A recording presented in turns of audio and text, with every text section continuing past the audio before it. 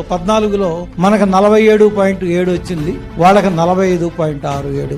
Marginal గా 1-2% తోనే 14లో మనం విన్ అయ్యాం. ఆ తర్వాత ఓట్లు చీలికి మూలాన మనకి 23 సీట్లకే వచ్చాం. లేకపోతే మినిమం ఓడిపోయినా సరే 65 నియోజకవర్గాల్లో ఈజీగా గెలిచేవాళ్ళం. అందుకని మనం మీకు ఇప్పటికీ చెప్పదలుచుకుంది ఏంటంటే, రాష్ట్రంలో 147 నియోజకవర్గాల్లో తెలుగుదేశం, జనసేన, బీజేపీ 3 కలిపితే ఓట్లకి వైసీపీకి ఓట్లకి మధ్య 5% గ్యాప్ ఉంది, అంటే 2% గ్యాప్ ఉంది. మనం 2019 ఓట్లుని సస్టైన్ చేసుకుని ఇంకొక 2% ఎక్స్ట్రా తెచ్చుకుంటే 147 కాన్స్టిట్యున్సీలు గెలవచ్చు. 28 కాన్స్టిట్యున్సీలు, ముఖ్యంగా కర్నూలు అండ్ కడప, అక్కడ తెలుగుదేశము, బీజేపీ, జనసేన కలిసినా కూడా వైసీపీకి మనకి వాళ్ళకి మధ్య గ్యాప్ 10 లక్షల ఓట్లు తేడా ఉంది. 10 లక్షల ఓట్లు తేడా, చాలా చాలా వైడ్ మార్జిన్ ఉంది. అందుకని మేము ఇక 175 నియోజకవర్గాలని